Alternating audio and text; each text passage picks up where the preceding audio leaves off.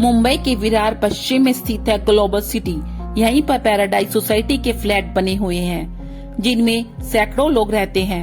20 जनवरी 2019 को इस सोसाइटी में रहने वाले लोग जब नीचे आ जा रहे थे, तभी तेज बदबू आती महसूस हुई। वैसे तो यह बदबू पिछले 2 दिनों से महसूस हो रही थी, लेकिन उस दिन बदबू असहनीय थी।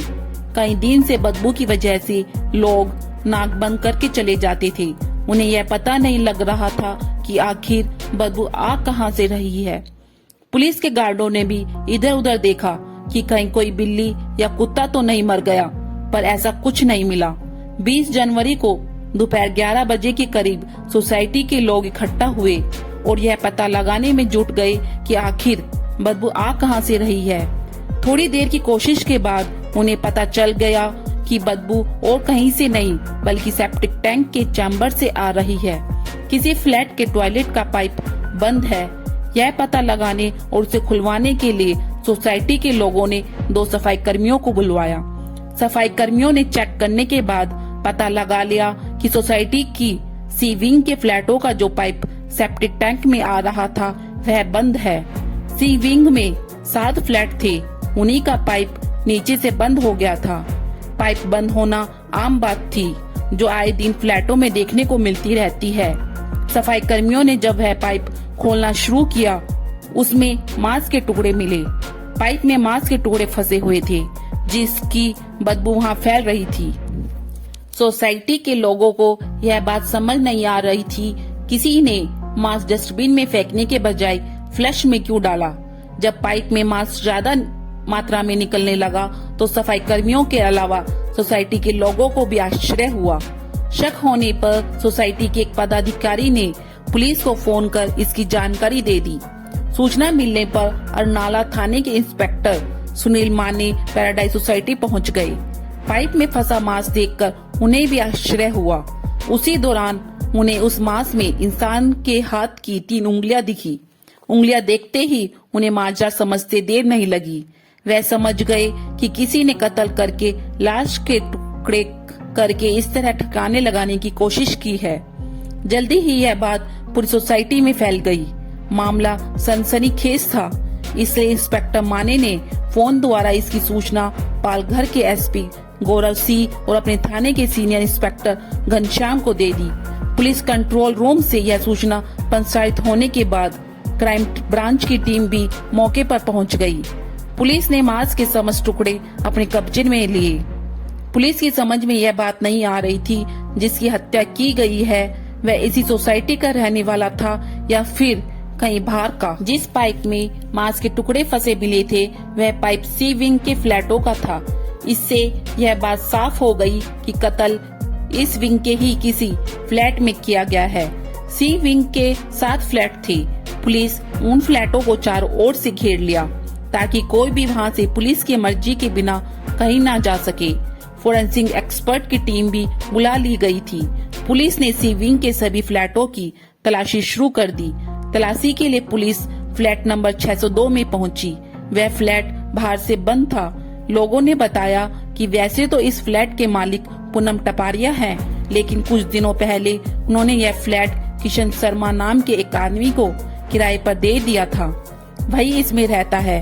किशन शर्मा उस समय वहां नहीं था, इसलिए सोसाइटी के लोगों की मौजूदगी में पुलिस ने उस फ्लैट का ताला तोड़कर तलाशी ली तो वहां इंसान के कुछ हड्डियां मिली। इससे इस बात की पुष्टि हो गई कि कत्ल इसी फ्लैट में किया गया था। कत्ल किसका किया गया था यह जानकारी किशन शर्मा से पूछताछ के बाद ही मिल सकती थी। थोड़ी कोशिश करके पुलिस को किशन शर्मा का नंबर भी मिल गया था। वह कहीं फरार न हो जाए, इसलिए पुलिस ने बड़े रेलवे स्टेशनों, बस अड्डे व हवाई अड्डे पर भी पुलिस टीम भेज दी। इसके अलावा सीनियर इंस्पेक्टर घनश्याम ने किशन शर्मा का मोबाइल नंबर मिलाया। इत्तेफाक से उसका नंबर मिल गया। उन्होंने अपनी पहचान छिपाते हुए किसी बहाने से उसे एक जगह मिलने के लिए बुलाया। उसने आने के लिए हाँ कर दी तो वहाँ पुलिस टीम भेज दी गई। वह आया तो सादा लिबास में मौजूद पुलिस कर्मियों ने उसे दबोच लिया।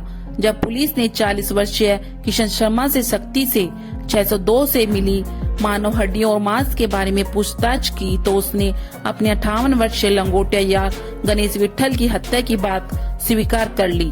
पुलिस ने मृतक के शरीर के अन्य हिस्सों के बारे में पूछा तो किशन ने बताया उसने गणेश की लाश के करीब 500 टुकड़े किए थे।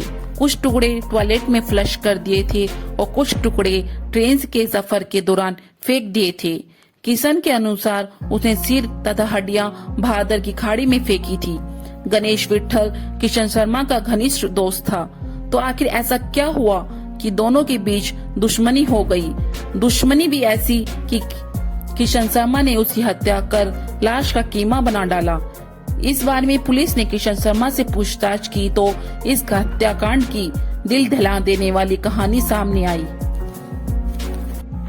किशन शर्मा मुंबई के सांता क्रूज इलाके के राजपूत चौल के कमरा नंबर 413 में अपनी पत्नी और 2 बच्चों के साथ रहता था। उसने मुंबई विश्वविद्यालय से मानव शरीर रचना एवं क्रिया विज्ञान में सर्टिफिकेट कोर्स किया था, लेकिन अपने कोर्स के मुताबिक उसकी कहीं नौकरी नहीं लगी तो वह शेयर मार्केट में काम करने लगा। करीब 8 महीने पहले उसकी मुलाकात ठाणे जिले की मीरा रोड के आविष्कार सोसाइटी में रहने वाले गणेश विट्ठल से हुई, जो बाद में गहरी दोस्ती में तब्दील हो गई थी। गणेश की अपनी छोटी सी प्रिंटिंग प्रेस थी। एक दिन गणेश ने किशन शर्मा से कहा कि वह प्रिंटिंग प्रेस के काम में 1 लाख रुपए लगा दे तो पार्टनरशिप में प्रिंटिंग प्रेस का धंधा किया जा सकता है। किशन इस बात पर राजी हो गया और उसने 1 लाख रुपए अपने दोस्त गणेश को दे दिए।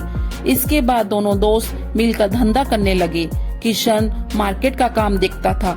कुछ दिनों तक तो दोनों की साझेदारी ईमानदारी से चलती रही, पर जल्द ही गणेश के मन में लालच आ गया। वह हिसाब में हेराफेरी करने लगा। किशन को इस बात का आभास हुआ तो उसने साझेदारी में काम करने से मना करते हुए गणेश से अपने 1 लाख रुपए वापस मांगे। काफी कहने के बाद गणेश ने उसके 40,000 रुपए तो वापस दे दिए, लेकिन 60,000 रुपए वह लौटाने का नाम नहीं ले रहा था। किशन जब भी बाकी पैसे मांगता तो वह कोई न कोई बहाना बना देता। वह उसे लगातार टालता रहा। इसी दौरान किशन को सूचना मिली कि गणेश 56 साल की उम्र में शादी करने वाला है। इस बारे में किशन ने उससे बात की तो गणेश ने साफ कह दिया कि अभी उसके पास पैसे नहीं हैं। पहले वह शादी करेगा, इसके बाद पैसों की व्यवस्था हो जाएगी तो दे देगा। गणेश की यह बात किशन को बहुत बुरी लगी। वह समझ गया कि गणेश के पास पैसे तो हैं, लेकिन वह देना नहीं चाहता। लिहाजा उसने दोस्त को सबक सिखाने की ठान ली। उसने तय कर लिया कि वह गणेश को ठिकाने लगाएगा। योजना बनाने के बाद उसने विरार क्षेत्र के पैराडाइज सोसाइटी में फ्लैट नंबर 602 किराए पर ले लिया। वह फ्लैट पूनम टपारिया नाम की महिला का था। किशन कभी कभी अकेला ही उस फ्लैट में सोने के लिए चला जाता था। योजना के अनुसार 16 जनवरी 2019 को किशन शर्मा अपने दोस्त गणेश विट्ठल को लेकर पैराडाइज सोसाइटी के फ्लैट में गया। फ्लैट में घुसते ही किशन ने उससे अपने 60,000 रुपए मांगे। इसी बात पर दोनों के बीच झगड़ा हो गया। झगड़े के बाद किशन ने कमरे में रखा डंडा गणेश के सिर पर मारा। एक ही प्रहार में गणेश फर्श पर गिर गया। कुछ ही देर में उसकी मौत हो गई। गणेश की मौत हो जाने के बाद किशन के सामने सबसे बड़ी समस्या उसकी लाश को ठिकाने लगाने की थी। इसके लिए उसने YouTube पर डेड बॉडी को ठिकाने लगाने की वीडियो देखे। उनमें से उसे एक वीडियो पसंद आया, जिसमें छोटे छोटे टुकड़ों में काटकर उन्हें ठिकाने लगाने का तरीका बताया गया था। यह तरीका उसे आसान भी लगा, क्योंकि वह मानव शरीर रचना एवं क्रिया विज्ञान की पढ़ाई कर चुका था। इसके लिए उसे तेजधार चाकू की जरूरत थी, इसलिए उसने सबसे पहले चाकू खरीदा। फिर फ्लैट पर पहुंचकर किशन शर्मा ने सबसे पहले गणेश विट्ठल की लाश का सिर धड़ से अलग करके उसे एक पॉलीथीन में रख लिया। इसके बाद उसने लाश के 500 से अधिक टुकड़े कर दिए। शरीर की हड्डियों और पसलियों को उसने तोड़कर अलग कर लिया था। मांस के टुकड़ों को टॉयलेट के फ्लश में डालता रहा। उसका फोन भी उसने तोड़कर फेंक दिया था। उधर गणेश विट्ठल कई दिनों से घर नहीं पहुंचा तो उसकी बहन परेशान हो गई। उसने भाई का फोन करके बात करने की कोशिश की, लेकिन उसका फोन बंद था। फिर वह 20 जनवरी को मीरा रोड के नया नगर थाने पहुंची। पिछले 4 दिनों से लापता चल रहे भाई विट्ठल की गुमशुदगी दर्ज करा दी। पुलिस ने किशन शर्मा से पूछताछ के बाद गणेश विट्ठल का सिर बरामद करने की कोशिश की, लेकिन वह नहीं मिला। बाद में जरूर सबूत जुटाने के बाद हत्यारोपी किशन शर्मा को न्यायालय में पेश कर जेल भेज दिया गया। हत्यारा चाहे कितना भी शातिर क्यों ना हो, एक ना एक दिन वह पुलिस की गिरफ्त में आ ही जाता है। फिर मिलते हैं एक नई क्राइम स्टोरी के साथ। जब तक सतर्क रहें, सावधान रहें।